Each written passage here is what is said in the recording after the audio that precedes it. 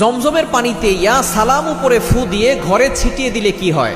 জমজমের পানিতে কিন্তু অনেক বরকত রয়েছে, এটা কিন্তু আমরা অনেকেই জানি। নবীজি সাল্লাল্লাহু আলাইহি সাল্লাম যখন মেরাজে গিয়েছিলেন তখন তার ওপেন হার্ট সার্জারি হয়েছিল। হযরত জিবরাইল আলাইহিস সালাম তার ওপেন হার্ট সার্জারি করে কল্পটাকে বের করে তিনি এই জমজমের পানি দ্বারা এটাকে ধৌত করেছিলেন।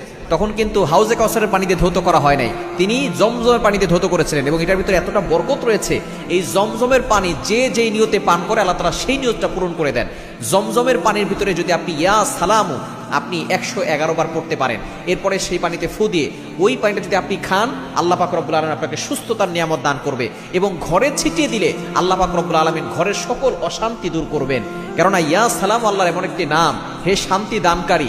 আপনি এটা যদি বারবার পরে জমজম পানিতে ফু দিয়ে ঘরে ছিটিয়ে দেন, ঘরের ভিতরে অনেক সময় অশান্তি থাকে, স্বামী স্ত্রীর ভিতরে ঝগড়া, একজন আরেকজনকে দেখতে পারে না, যত ধরনের সমস্যা দেখা যাচ্ছে ঘরে আসলেই হয়।